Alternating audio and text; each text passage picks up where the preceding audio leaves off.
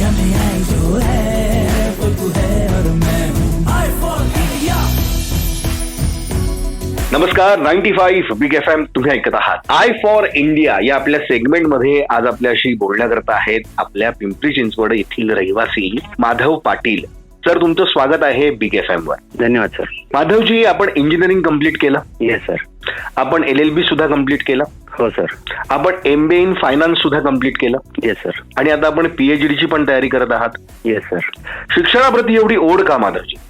शिक्षणातनं समाजातील काही प्रश्न सॉल्व्ह करण्यासाठी प्रेरणा मिळते आणि माणूस खूप मोठं नाही पण छोटं का होईना त्याच्यावरती सोल्युशन काढतो. वा माधवजी, तुम्ही उच्च विद्याविभूषित आहात. तुम्ही सुशिक्षित आहातच, त्याच्याबद्दल काही डाऊटच नाहीये, कारण तुमच्याकडे इतक्या डिग्रीज आहेत. आता तुम्ही PhD सुद्धा करणार आहात. पण प्रत्येक सुशिक्षित व्यक्ती ही सुसंस्कृत असेलच असं नाही, असं म्हटलं जातं. माधवजी, तुम्ही तुमचं रुटीन काम सांभाळून एक अतिशय स्तुत्य असा उपक्रम सुरू केलेला आहे. Yes sir. आणि त्याकरता प्रेरणा तुम्हाला तुमच्या 6 वर्षाच्या मुलीनं दिलेली आहे. येस बरोबर. मला फक्त तो उपक्रम जो आहे तो एका ओळीत सांगा ना, काय नेमकं तुम्ही करतात, म्हणजे माझ्या सगळ्या लिस्नर्सला कळेल की आपण का बोलतो. आम्ही खेळेमुक्त झाडं हा उपक्रम गेले 3-4 वर्ष करतोय. त्यात आम्ही झाडांचे खेळे काढतो आणि झाडांचे खेळे म्हणजे आम्ही झाडांना सन्मान देतो. अच्छा. हे आमच्या त्या उपक्रमाच्या पाठीमागे आमचं ध्येय आहे. सन्मान द्या झाडांना. कारण संत तुकाराम महाराज म्हणतात, वृक्षवल्ली आम्हा सोयरे वंचरे. म्हणजे ते आपले नातेवाईक आहेत. बरोबर. आणि आपल्या नातेवाईकांवरती आपण खिळे ठोकतो, बॅनर लावतो. That is wrong. अगदी. खिळे मुक्त झाडं असा उपक्रम तुम्ही राबवतात. काय याच्या मागचं कारण आहे मला जाणून घ्यायचंय. आय फॉर इंडिया या सेगमेंटमध्ये आपल्याशी बोलतात आज माधव पाटील. अतिशय स्तुत्य उपक्रम आहे, त्याच्या मागे कारण सुद्धा तेवढंच महत्वाचं आहे. जाणून घेऊया. धून बदल के तो देखो. इंडिया में आई जो है वो तू है और मैं हूँ आई फॉर इंडिया. माझं नाव RJ बंड्या. तुम्ही ऐकत आहात 95 बिग FM. बरोबर आहेत आज माधव पाटील. ते त्यांचा व्यवसाय, त्यांचं काम सांभाळून एक स्तुत्य उपक्रम मागच्या 2 ते 3 वर्षांपासून आपल्याकडे पुण्यात आणि पिंपरी चिंचवड परिसरामध्ये राबवत आहेत. आणि त्या उपक्रमाचं नाव आहे खिळे मुक्त झाडं. कसं सुचलं तुम्हाला हे, आणि अशी काय प्रेरणा आहे यामागे की तुम्ही हे काम सुरू केलं? माधवजी, काय सांगा. सर, 4 वर्षापूर्वी आम्ही कलकत्त्याला फिरायला गेलो होतो. ओके.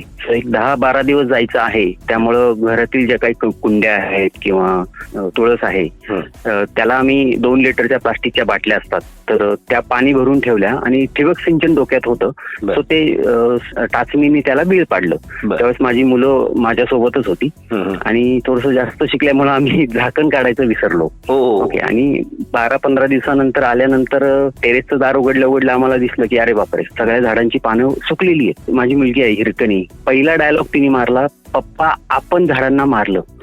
अरे बापरे. म्हणजे तिने डायरेक्ट कन्क्लुजन दिलं की आपल्या चुकीमुळे झाडं ही सुकली किंवा पानं वाळलेली आहेत. आणि इन जनरल मी पिंपरी चिंचवड पुण्यात फिरताना मला असं जाणवलं होतं की झाडांना आपण टेक इट ग्रांटेड घेतोय. त्याच्यावरती बोर्ड बॅनर लावतोय. त्यांच्या बुंद्याला जे काही पेविंग ब्लॉक्स आहेत त्यांनी त्याचा गळा आवळलेला आहे, सिमेंटनी गळा आवळलेला आहे, पण nobody CARES. Okay. Tukaram Maharaj म्हणतात की वृक्षवल्ली आम्हा सोयरे वंचरे.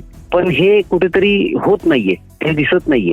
म्हणजे झाडांना आपण ठीक आहे येताना जाताना बघतो, विसरतो. ते काय विशेष करतात, फक्त उन्हाळ्यात आपण झाडाची सावली बघतो पार्किंग करताना. तर तिथून ते मला थोडंसं जाणवलं आणि होळीच्या दिवशी मी ठरवलं की ते झाडांचे खिळे काढायचे. ओके. बोर्ड बॅनर काढायचे आणि तो एक खिळे पकड्या, म्हणजे मला माहित सुद्धा नव्हतं की त्याला काय म्हणतात. जनरली ते चप्पल रिपेअर करतात त्यांच्याकडे ते असतं अंबूर. मग ते विकत घेतलं आणि वन फाईन डे मी ते सुरू केलं. आणि मला इतकं भारी वाटलं की मला माहित नाही की झाडांना किती भारी वाटेल, पण मला ते चांगलं वाटलं की येस, मला काहीतरी समाधान याच्यातनं मिळालं. नक्की नक्की. माधवजी, झाडांचे खूप आशीर्वाद तुमच्यावरती असणार आहे. धन्यवाद सर. 100%. पण याच्या मागे काही शास्त्रीय कारण आहे का ते मला तुम्हाला विचारायचं. पण त्याच्या आधी पुढचं गाणं, धून बदल के तो देखो. इंडिया में आई जो है वो तू है और मैं हूँ आई फॉर इंडिया. माझ्याबरोबर आता आहेत माधव पाटील. 95 बिग FM तुम्ही ऐकत आहात. आणि त्यांनी खिळे मुक्त झाडं असा उपक्रम राबवायला सुरुवात केली 3-4 वर्षांपासून. झाडांना आपण खिळे मारतो एखादा बोर्ड लावण्यासाठी, एखादी जाहिरात करण्यासाठी. त्यांना वेदना होत असतील ना, 100% वेदना होत असतील त्यांना. आणि झाडं आपल्यावरती ऑक्सिजन देऊन आपल्यावर उपकार करतात आणि ऑक्सिजनचं महत्व दुसऱ्या लाटेमध्ये पहिल्या लाटेमध्ये समजलंय आपल्याला. या झाडांचे आपण वेगवेगळ्या कारणानं सध्या हाल करतो आणि या झाडांना वाचवण्यासाठी माधव पाटील प्रयत्न करत आहे.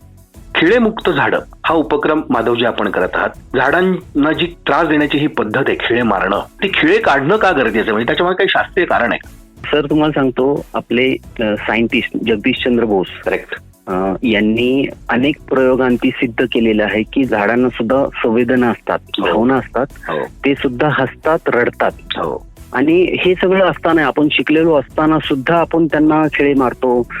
त्यांच्या भोवतीचं सिमेंट, कॉन्क्रीट, पेविंग ब्लॉक याचा म्हणजे गळा आवळलेला असताना आपण काहीच करत नाही. तो हा कुठेतरी धागा होता. आणि दुसरं, आम्ही त्याच्या मध्ये लॉ आहे का असं थोडं शोधलं तर त्याच्यात आम्हाला दिसलं की ट्री ऍक्ट 1975 नुसार झाडांना इजा करणं याच्यासाठी 3 महिने सजा आहे, 10,000 रुपये दंड आहे. दुसरं म्हणजे डिफेसमेंट ऍक्ट, म्हणजे झाडं ही सार्वजनिक मालमत्ता आहे आणि सार्वजनिक मालमत्तेवरती सर्व जनतेचा अधिकार आहे. फक्त एक जो जाहिरात करणार आहे त्याचा एकट्याचा अधिकार नाहीये, पण तो जाहिरात करणे झाडांवरती हा गुन्हा आहे. ओके, सो त्याला 3 महिन्याची सजा होऊ शकते. आणि ज्यावेळेस आम्ही पिंपरी चिंचवडमध्ये हे मुवमेंट वाढवत होतो, अनेक सामाजिक संस्था आमच्या सोबत आल्या, रोटरी क्लब ऑफ वाल्लेकरवाडी असेल, खूप जण आहेत. आम्ही आयुक्तांना वारंवार पत्र दिलं, 10 वेळा भेटलो, आंदोलनं केली. त्यानंतर आयुक्तांनी एक परिपत्रक काढलं, सर्व न्यूजपेपरमध्ये त्यांनी ती जाहिरात दिली की झाडांवर खिळे ठोकणाऱ्यांवर कारवाई, आणि हे 2 लॉज दिले. ही मुवमेंटला मग आम्हाला एक बळ मिळालं. झाडे लावा, झाडे जगवा असं आपण म्हणतो, तसा प्रयत्न करणारी अनेक मंडळी आहेत. पण हाताच्या बोटावर मोजण्या इतक्या काही लोकांमुळे झाडांना जो त्रास होतो तो त्रास कमी करण्यासाठी मागच्या 3-4 वर्षांपासून माधव पाटील आणि त्यांचे सहकारी काम करत आहेत. एक शेवटचा प्रश्न आपल्या बरोबर आहे. आज झाडांवरचे खिळे काढणारा, झाडांवरती प्रेम करणारा एक अवलिया माधव पाटील. धुन बदल के तो देखो. इंडिया में आई जो है वो तू है और मैं हूँ. I for India.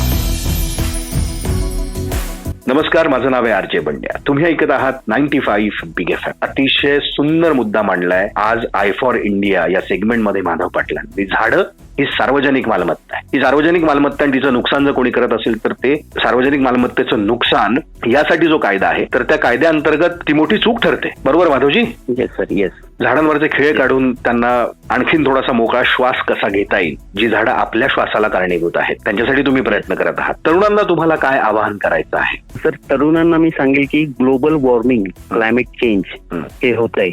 ओके, आणि नव्या पिढीने सर्वांनाच, म्हणजे नवीन पिढी आणि जुनी पिढी ही 50-50% आहे. तर ह्या नव्या पिढीने हा जागतिक मुद्दा, जो आपल्या पृथ्वीला जागतिक रोग झालेला आहे, तो आपल्याला दूर करायचा आहे. आणि झाडांचे खिळे काढणे म्हणजे एक छोटंसं क्लायमेट ऍक्शन आहे. हवामान ठोस असं आम्ही आमच्या भाषेत म्हणतो, तो आम्ही दिलेला आहे.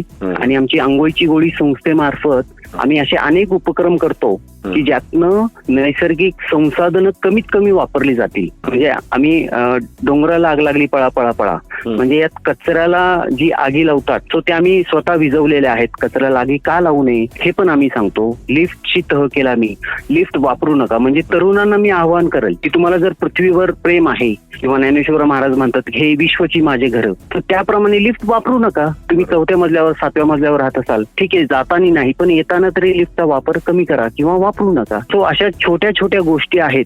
इव्हन तुमचा मोबाईल असतो, त्यात वायफाय आणि बाकीचं ब्लूटूथ हे कायम चालू असतं, तर किमान रात्री 10 वाजता ते बंद करा. एक कण वाचवा. ओके, थेंबे थेंबे तळे साचत. तसं माझं तरुणांना आव्हान आहे की नैसर्गिक संसाधनं कशी वाचतील हे बघा, क्लायमेट ऍक्शन घ्या, हवामान ठोसा द्या. सो आपली वसुंधरा पुढच्या पिढीसाठी जशी आहे तशी राहील, चांगली राहील.